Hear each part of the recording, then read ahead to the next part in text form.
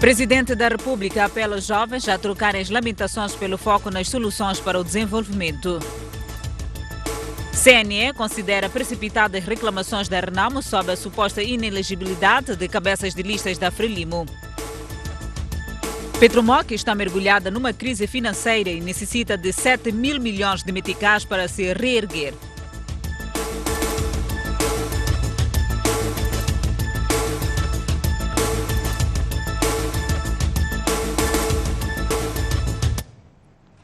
Olá, bem-vindo ao Jornal da Noite. O Presidente da República exortou hoje a juventude moçambicana a ser mais proativa na busca de soluções para o desenvolvimento do país. Filipe Nyusi quer que os jovens parem de lamentar e tenham atitudes construtivas para o seu desenvolvimento e do país em geral. São centenas de jovens provenientes de todos os distritos do país. Estão reunidos na Matola, no 4º Encontro Nacional da Juventude, e antes de entrarem a fundo das questões que lhes juntam, ouviram do Presidente da República as orientações do que deve guiar a plenária. Esta reunião é uma plataforma privilegiada de troca de pontos de vista, de diálogo e construção de cidadania responsável. Estão aqui como interlocutores válidos para refletirem sobre as aspirações de todos os jovens, mas também de todos os moçambicanos. Estão aqui para contribuírem através da vossa análise, debates e discussões para o engrandecimento do associativismo juvenil, de modo a dar a vossa contribuição para o desenvolvimento de Moçambique. Filipe Nyusi quer que os jovens olhem para as preocupações, projetem soluções, mas, sobretudo, sejam atores construtivos das suas demandas. Ao longo dos debates, procuram responder questões que constituem problemas reais, com base numa realidade concreta que a nossa juventude vive. Por exemplo, de que forma devemos empregar os recursos naturais existentes em Moçambique? E qual deve ser a forma de intervenção da juventude? Discutam isso e ponham na mesa. Ponham na mesa também como, por exemplo, o que é que estamos a fazer bem e precisamos de replicar? E o que é que não está a correr bem e porquê, para podermos corrigir? Discutam o que constitui desafios da atualidade para a nossa juventude. E mais questões que podem dar seguimento ao processo de procura de soluções para a educação, saúde, habitação e mais. Os jovens ouviram as orientações e deixaram garantias de que estão alinhados com os compromissos do desenvolvimento nacional. Estamos prontos ao chamamento da nossa pátria. Sairemos deste encontro, sem dúvidas, mais unidos e motivados para continuarmos a contribuir para Moçambique desenvolver. O 4º Encontro Nacional da Juventude termina nesta sexta-feira com a adoção da Declaração de Maputo. O Presidente da República voltou a manifestar preocupação com a situação dos ataques armados em Cabo Delgado. Filipe Nyusi revelou que alguns dos promotores dos ataques são cidadãos nacionais que já estão identificados. A situação em Cabo Delgado continua a preocupar o chefe de Estado. Numa mensagem para chamar a atenção aos jovens, Filipe Nyusi deu de forma clara e direta o ponto de situação no terreno. Aquele assunto de Cabo Delgado, aqueles jovens que estavam a morrer ali, está-se a morrer lá. Mas morre porque foi enganado. Mas como é possível mesmo um jovem lúcido ser enganado por uma pessoa? Vamos lá, vou te dar emprego. Por que não combina consigo que emprego, quanto vai ganhar, onde que vai trabalhar, para você sair sabendo? Você vai, entra num carro, mas te esconde. Esse emprego que te esconde assim como mercadoria. Entra no contentor e fecham-te. Você é saco de sal.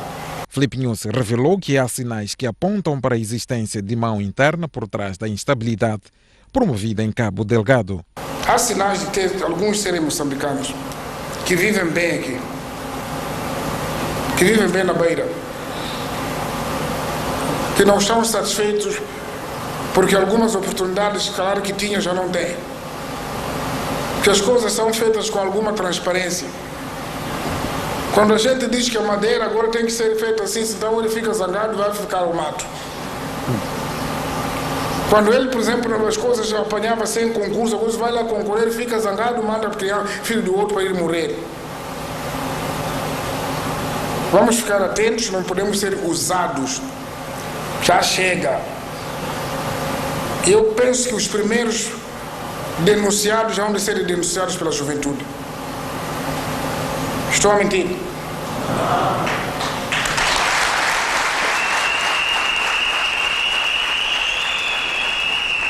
Algumas denúncias estão-nos a chegar, mas temos que trabalhar para a informação. Então não podem permitir isso. O ministro do Interior exige à PRM uma estratégia clara para garantir a ordem durante o período das eleições de outubro próximo. Basílio Monteiro convida ainda a corporação a usar a criatividade para acabar com os ataques na província de Cabo Delgado. Somos desafiados para poder garantirmos as eleições de 15 de outubro de 2019, para que mesmo no processo de campanha eleitoral que vai começar às 0 horas do dia 31 de agosto para 1 de setembro, ninguém perturbe a ordem de segurança pública. O desafio foi lançado nesta quinta-feira pelo ministro do Interior, que quer ver uma polícia capaz de assegurar eleições gerais sem tumultos. As medidas de proteção em todas as fases cruciais do processo devem ser aprimoradas por este Conselho que hoje estamos a inaugurar. Outro desafio lançado à corporação tem a ver com os ataques em Cabo Delgado. Devereis, então, refletir com serenidade, profissionalismo, astúcia, as formas adequadas para, com audácia, remover estes constrangimentos em parte dos distritos da província de Cabo Delgado. Basílio Monteiro fez as exigências durante a abertura do 9º Conselho da Polícia da República de Moçambique, onde a polícia reclamou do fato de não ter instalações próprias em cerca de 80% dos locais onde está instalada. O ministro dos Recursos Minerais e Energia, Max Tonela, diz que a equipa interministerial está ainda a calcular as receitas que o Estado deve receber pela compra dos ativos da Anadarko na área onde a bacia do Rovuma, pela Ocidental. À margem do Conselho Coordenador do Ministério dos Recursos Minerais e Energia, que decorre em Chibouto, província de Gaza, Max Tonela disse à STV que a equipa de governo estava ainda a calcular quanto Moçambique poderá ganhar de mais-valias no negócio da Anadarko e que as receitas seriam pagas ainda este ano. Equipes técnicas estão a trabalhar, portanto, a Autoridade Tributária, o Instituto Nacional de Petróleo, com os especialistas da Ocidental para que possamos apurar o valor dos impostos sobre ganhos de capital, portanto, os famosos mais-valias que serão devidos ao Estado moçambicano. E qual é a primeira indicação que existe sobre aquilo que podem ser mais-valias a captar pelo Estado dentro daquilo que é esta operação? O trabalho técnico está ainda a ser realizado, portanto seria cedo avançar com valores, mas a expectativa é que o processo seja concluído ainda no decurso do ano 2019. Tonela avançou ainda que o governo está a acompanhar o processo que vai culminar com a passagem dos ativos que eram da Anadarko para a Total. Contatos que temos também, sabemos que há uma expectativa, uma previsão da OX transferir os direitos dos ativos que detém em África para a francesa Total. Especificamente para Moçambique, temos também a indicação da Total, que é uma empresa também com larga experiência na gestão de ativos de gás natural liquefeito, de que serão assumidos todos os compromissos relativamente ao projeto. Portanto, estamos tranquilos e houve já uma formalização da parte da OX, que foi recente que está a ser analisado por parte do governo. Na semana passada, a norte-americana Occidental concluiu a compra dos ativos da Anadarko por 55 bilhões de dólares.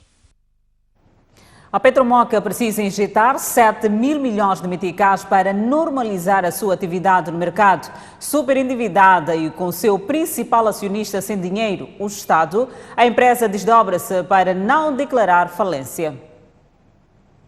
O presidente do Conselho de Administração da Petromoc, Helder Chambice, reconhece as dificuldades da petrolífera pública, mas não quer passar na totalidade os encargos de recuperação da mesma ao Estado, por saber que se trata de um acionista também em dificuldades financeiras.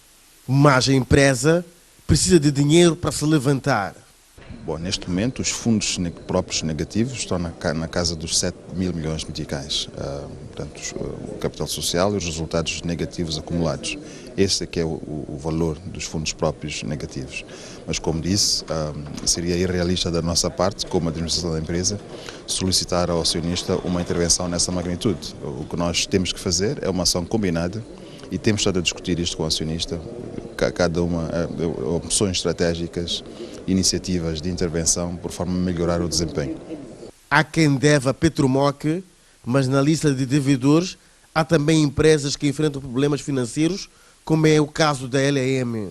2 mil milhões são da LM, mas temos também, e são dívidas que algumas delas decorrem mesmo da natureza da nossa operação, porque portanto, estamos num mercado extremamente competitivo, os clientes naturalmente optam também por fornecimentos a crédito, portanto há dívida corrente e há dívida obviamente já fora de prazo. A dívida total tem 7 mil milhões de meticais, mas a problemática de facto é aquela que está já fora de prazo e essa está na casa dos entre 3 a 4 mil milhões de meticais. Mas o que terá acontecido para a Petromoc entrar num mar de dificuldades? A empresa tem a maior rede de distribuição, a empresa tem a maior cota de mercado e portanto teve maior volume de importação.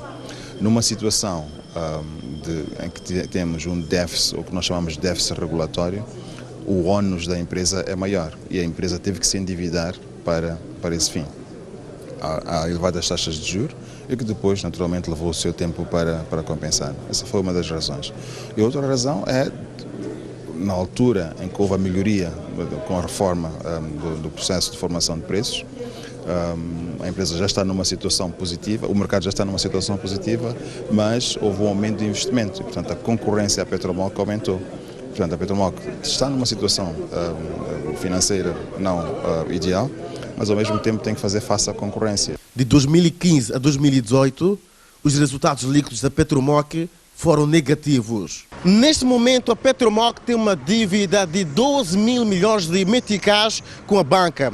Uma dívida que se deve considerar insustentável, considerado os resultados líquidos negativos dos últimos anos. Para reverter a situação da insustentabilidade da dívida, a empresa tem estado a renegociar com a banca no sentido de alargar os prazos de pagamento da mesma. As imagens são de Helder Matuassa, Orlando Macuacua, STV. O ministro da Economia e Finanças quer que o setor empresarial do Estado seja mais pujante, com vista ao incremento do seu contributo no BIP do país. Sobre o financiamento às eleições gerais de outubro próximo, Adriano Maliane fala em cortes para suprir o déficit.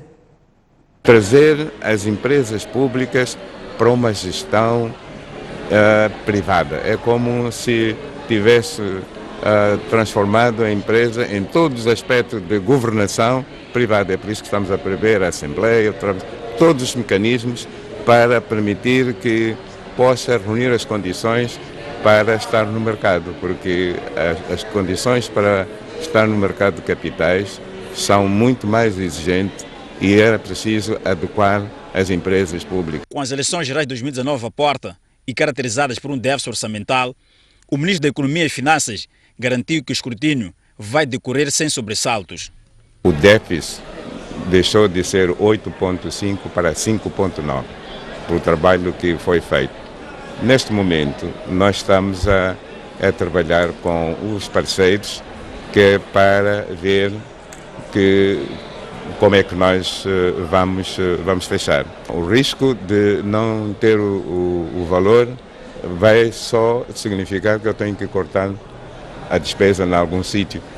Sob o recente alerta do Banco de Moçambique, no que toca ao aumento do endividamento interno, que de junho a esta parte subiu para 134,4 bilhões de meticais, Adriano Malean desvalorizou a situação. Em 2019, o Ministério das Finanças, para financiar o déficit, pode ir ao mercado de capitais internos, portanto, pode ir mobilizar obrigações de tesouro na ordem de 19 bilhões.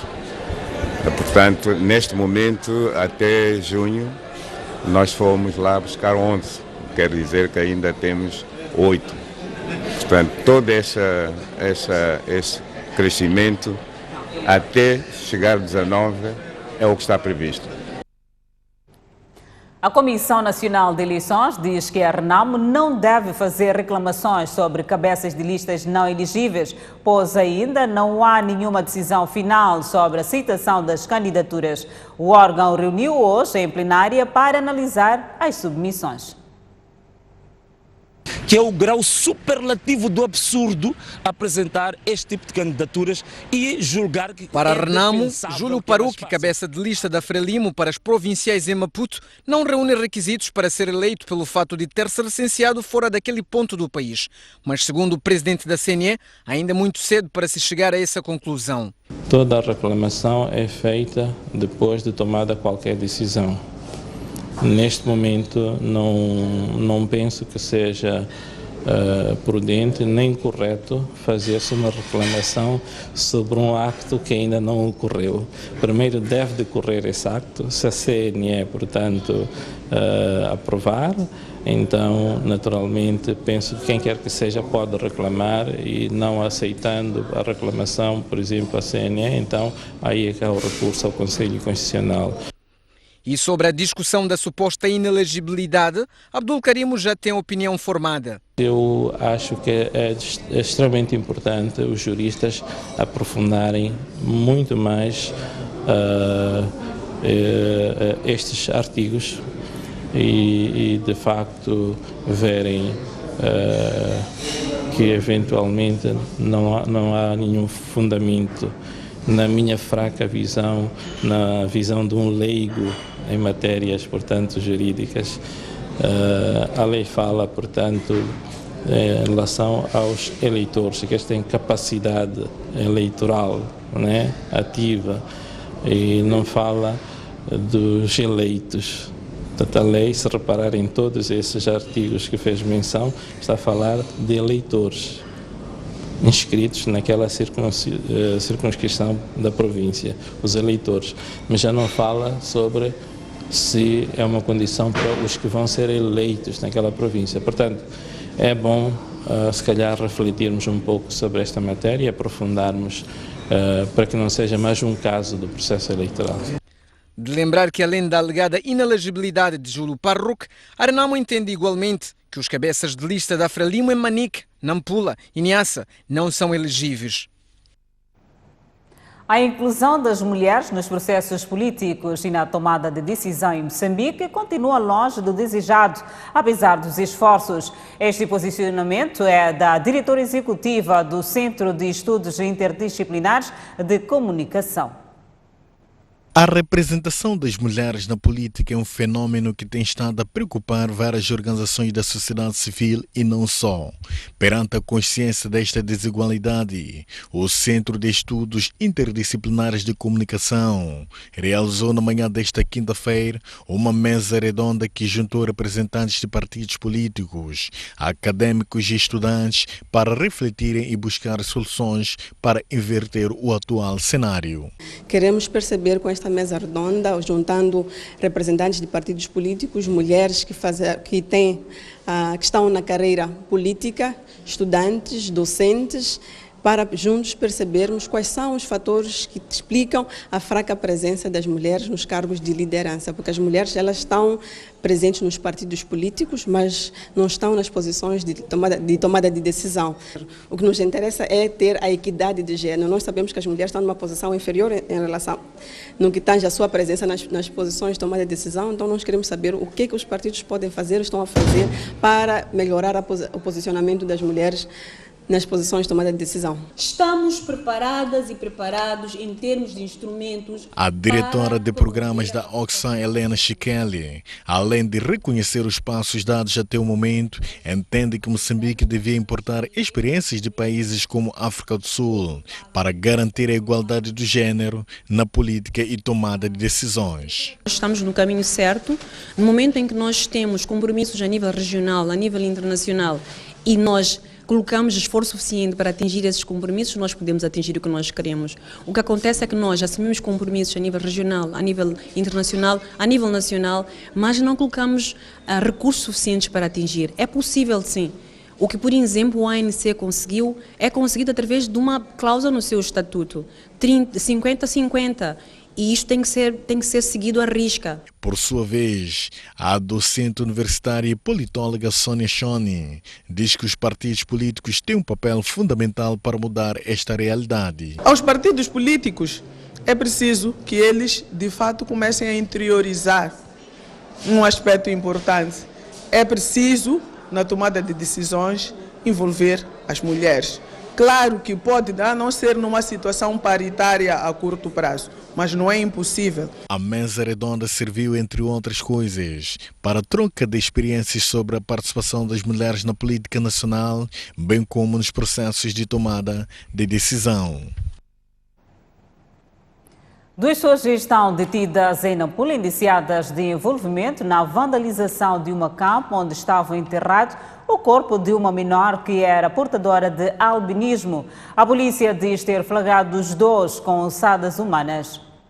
É nesta pasta de costas onde estavam as ossadas humanas, por sinal de uma criança. O homem na imagem tem 51 anos de idade e é motorista de uma viatura de transporte semicoletivo de passageiros que faz a rota Nampula-Ribaue.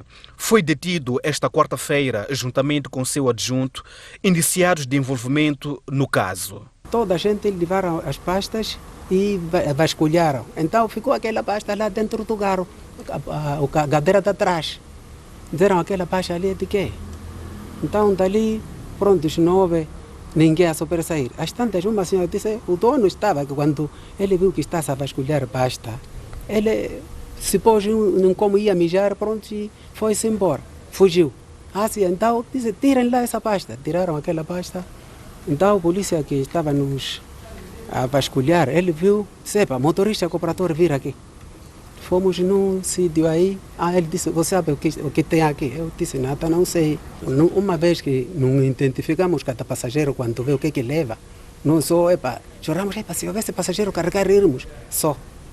Entretanto, a polícia diz que há indícios fortes de ligação entre este caso e o outro denunciado no distrito de Lalawa, onde supostamente foi vandalizada uma campa onde repousavam os restos mortais de uma criança portadora de albinismo. Dia 7 de agosto de 2019, indivíduos desconhecidos deslocaram-se a um cemitério no posto administrativo de Lalawa, concretamente no cemitério de Mutoto, onde acabaram destruindo uma campa e removeram os restos mortais de uma menor que em vida tinha problemas de pigmentação da pele, e o caso foi denunciado à polícia, que de imediato desencadeou ações operativas com vista ao esclarecimento do caso e culminou, portanto, com a interpelação de uma viatura no posto de controle móvel de Rapalli, e após a revista encontraram na posse do motorista uma pasta que, feita a revista, foram encontrados 16 ossos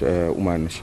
O caso está a merecer a atenção dos investigadores, numa altura em que na província de Nampula já foram reportados casos de desaparecimento e assassinato de albinos. Convido a um breve intervalo, voltamos dentro de instantes. Até já.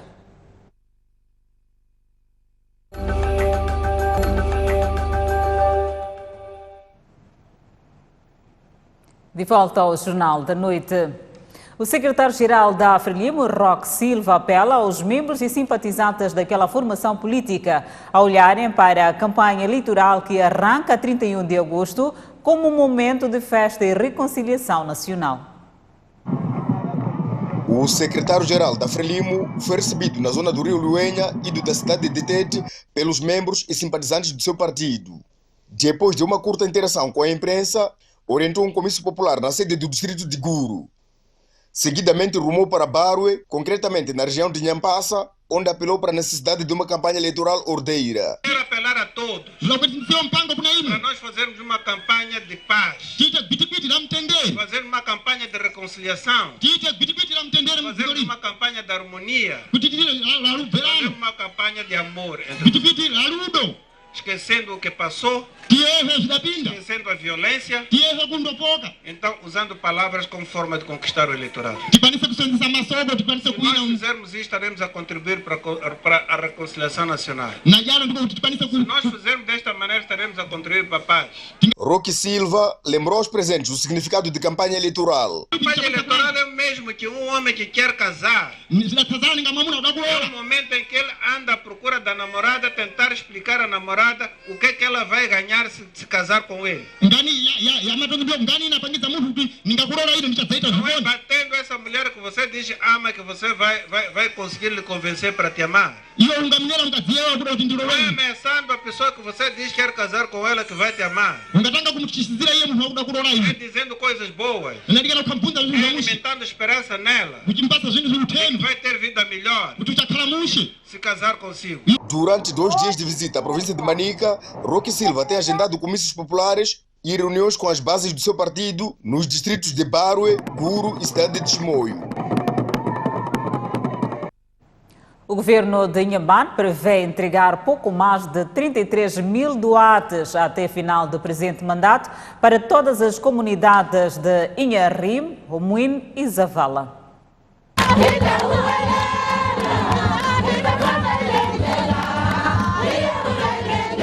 A informação foi avançada esta quarta-feira pelo diretor provincial da Terra, Ambiente e Desenvolvimento Rural, a quando da entrega de pouco mais de 12 mil doate a comunidades residentes na localidade de Macupulane, distrito de Inharim, em Inhambane. Agora entregamos esses 12 mil doates, não é?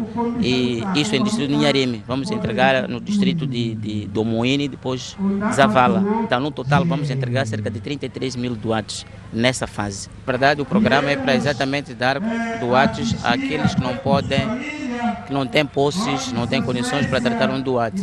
A cerimónia foi orientada pelo governador da província, que na ocasião apelou às comunidades a trabalharem a terra. Vamos a receber documento para ir trabalhar a terra, para irmos produzir comida, para irmos fazer machamba, para irmos fazer outras coisas importantes que geram riqueza, porque com base na terra, qualquer um quando trabalha a terra pode ter um autossustento e até pode ser rico. Por sua vez, os beneficiários do programa mostraram-se satisfeitos e falam de aumento das áreas de produção. Eu me sentia livre, eu ficava muito apertado porque qualquer pessoa que poderia vir ia me ocupar o meu espaço. Esse documento vai me incentivar muito a aumentar a minha produção. Até o momento, o governo de Inhambane já atribuiu pouco mais de 50 mil títulos de uso e aproveitamento da terra em várias comunidades.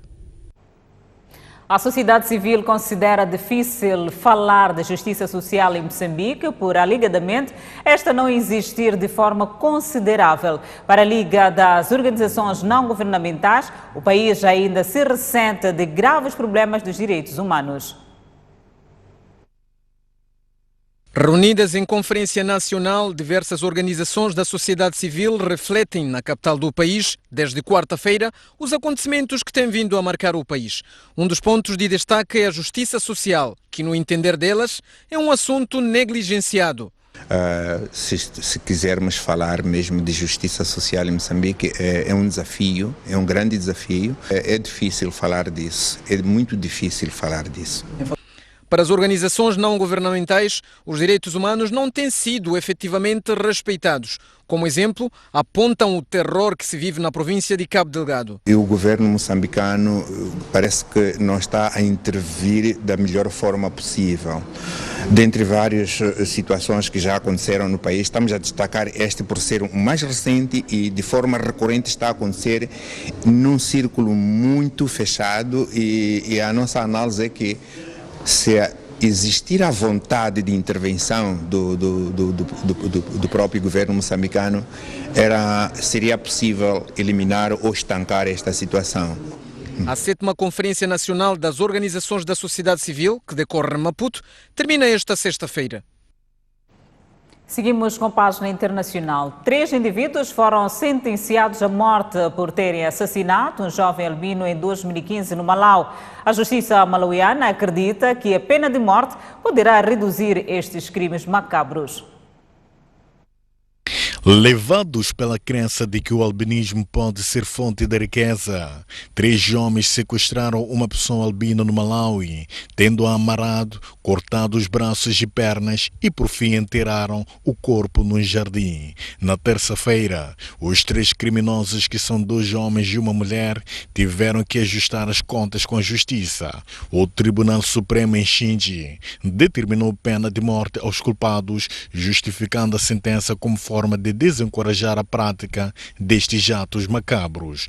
Perseguição e assassinatos a pessoas com albinismo são frequentes no Malawi. Os criminosos têm traficado órgãos humanos com alguns indivíduos residentes em Moçambique e Tanzânia. O chefe da Organização de Pessoas com Albinismo da União Africana aplaudiu a sentença, dizendo que a pena de morte poderá reduzir ataques contra pessoas albinas, tal como aconteceu na Tanzânia.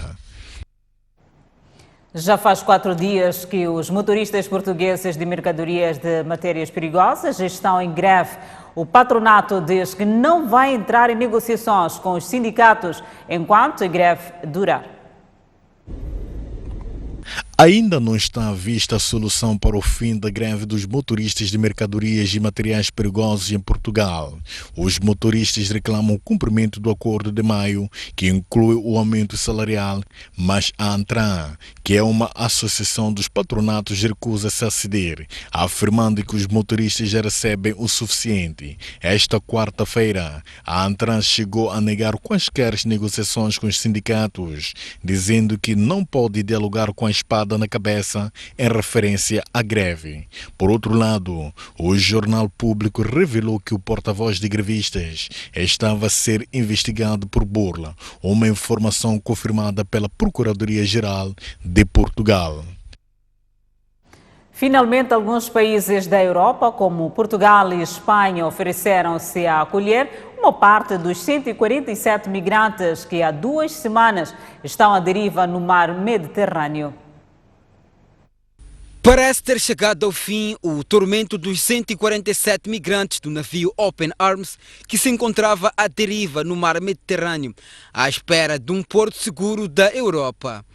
Depois da recusa constante dos governos da Itália e Malta em deixar o navio de resgate atracar nos seus portos, Portugal e Espanha, mais uma vez, manifestaram solidariedade para com os migrantes, tendo aceitado acolher alguns deles.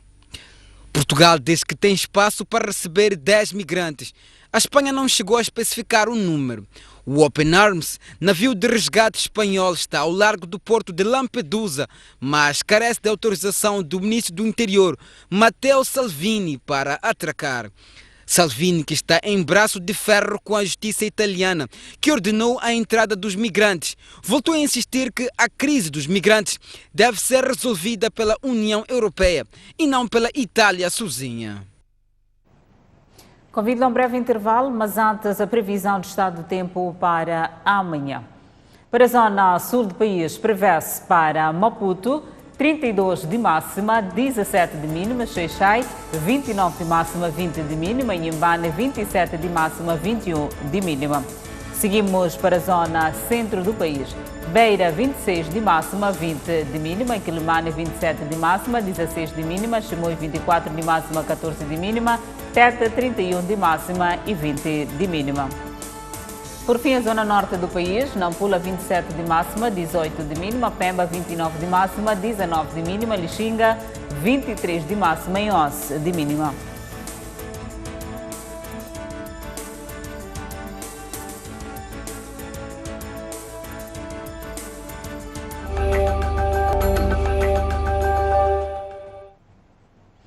De volta ao Jornal de Noite. Até domingo, o pavilhão da Universidade Eduardo Mondlane estará pronto para receber os jogos da Liga Moçambicana de Basquetebol Musal. Os candeeiros não acendiam. Então trouxemos um eletricista e trabalhamos com a iluminação interior, que está totalmente perfeita, e também reforçamos a parte de fora do pavilhão, para dar alguma segurança ao público que se deslocar aqui ao pavilhão da universidade. Deu-se segurança ao público, mas as estrelas continuavam inseguras com o parquet levantado. Então preocupamos em colar o parquet e pintar, reforçar a pintura. Para além da pintura, os atletas têm reforçado a segurança nas tabelas. Tivemos que reforçar a cobertura da tabela e também a base onde em algum momento, pela dinâmica do jogo, os jogadores poderão embater com a tabela. Os trabalhos estão em fase conclusiva, mas parte considerável continua por se fazer. Mesmo assim, há garantias quanto à data do fim da obra. Estamos neste momento a trabalhar e julgamos que até sábado, domingo mais tardar, o pavilhão estará em condições para garantir que as equipas, ao chegarem de segunda-feira, possam fazer ao pavilhão para começar os treinos. O pavilhão é novo para as equipas de fora da cidade de Maputo, assim como para parte do público. Há obras que estão a decorrer aqui no campus universitário. Poderá, numa fase inicial, ser difícil para as pessoas a se deslocarem aqui ao pavilhão, mas nós vamos criar condições, no momento oportuno, de informar qual é a melhor via para chegar aqui. Este pavilhão vai acolher jogos da fase regular, quartos de final e meias finais. A final será disputada na Catedral do Basquetebol Nacional, o pavilhão do Machaquén.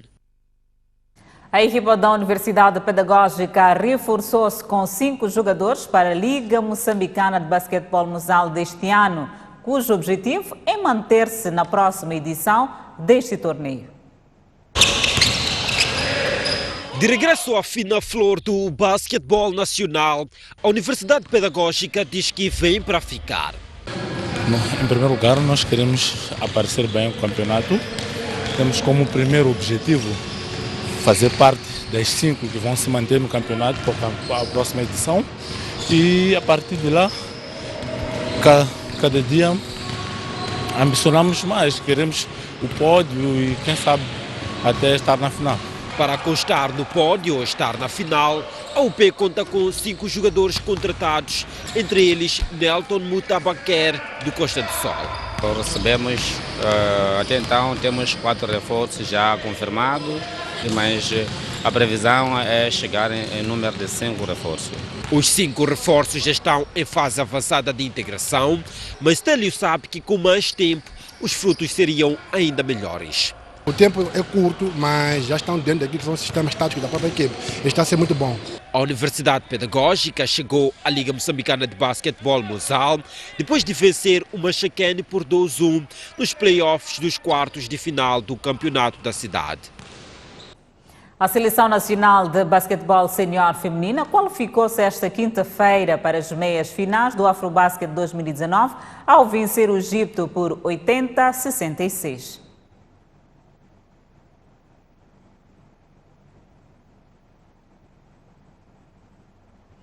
Recuperamos a notícia que dá conta que a Seleção Nacional de Basquetebol Senior Feminina qualificou-se esta quinta-feira para as meias finais do Afrobasket 2019, ao vencer o Egito por 80-66.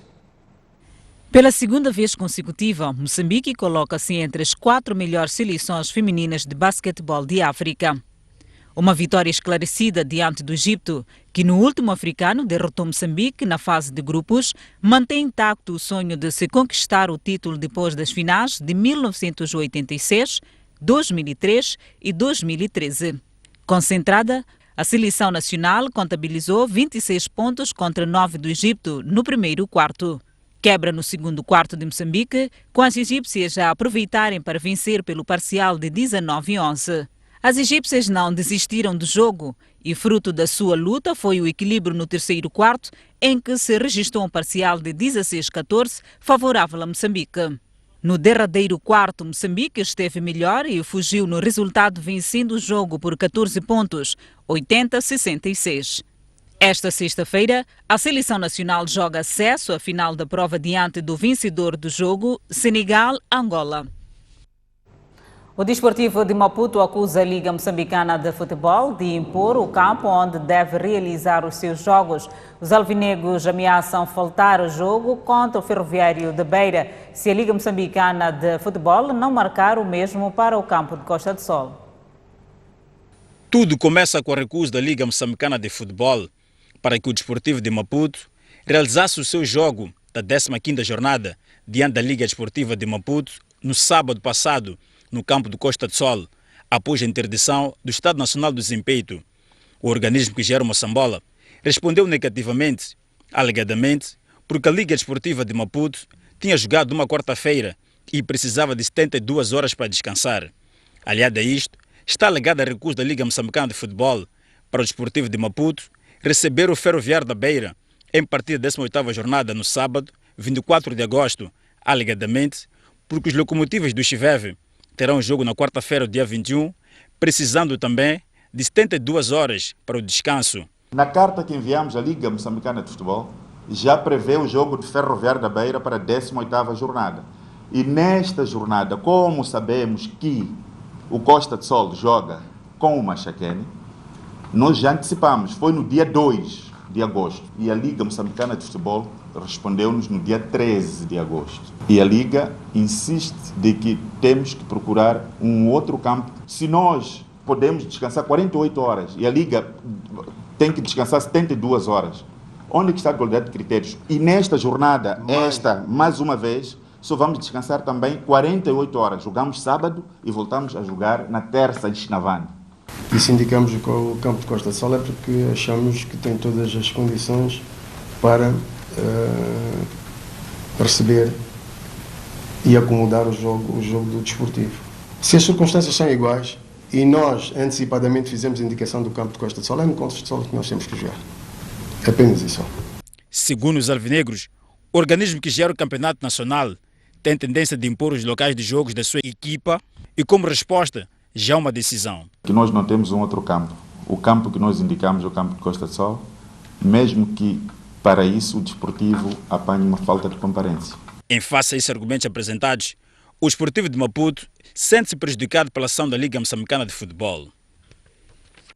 E na página cultural, Hélder Muteia vai apresentar 2 obras literárias na Unilicung, em Quilimane. O Barrigudo e outros contos, Inhambarro, são títulos de ficção publicados sob a chancela da Alcance Editores. No dia 22 deste mês, pela primeira vez, Hélder Muteia vai apresentar os seus livros na província natal. Por isso, vem aí uma ocasião especial, cheia de emoções e regressos. Um regresso a uma cultura em que eu bebi o beabá de estar na vida. E porque a vida de Muteia também é feita de artes e letras, o escritor decidiu levar as suas obras literárias a uma terra que lhe permite reencontrar-se. É que é a primeira vez que eu lanço livros na minha terra. Então, são 2 emoções que se cruzam e ao mesmo tempo é um momento de me reencontrar. Além de se reencontrar num espaço, do ponto de vista afetivo, o poeta e escritor vê no regresso a Zambésia uma oportunidade para reavivar certos fragmentos da sua infância. Uma grande parte da minha obra reflete um pouco dessa carga emotiva da minha infância e daquilo que eu aprendi na Zambésia. O Barrigudo e outros contos é o mais recente título do escritor, lançado em Maputo no ano passado. Quanto a Inhambarro, esta é uma reedição da Alcance Editores. O título foi publicado em 1996 e traduz parte da cultura da Zambésia. O Inhambarro é uma dança muito, digamos, muito especial da Baixa Zambésia e revela uma maneira de fazer as coisas, uma maneira de estar na vida, que reflete um pouco também a minha obra. A cerimónia de apresentação dos 2 livros de Elder Mutea vai realizar-se no auditório da Unilicung, no campus Coalan. Literatura moçambicana a fechar o Jornal da Noite de 8. Obrigada pela atenção dispensada. Encontro marcado amanhã à mesma hora. Boa noite.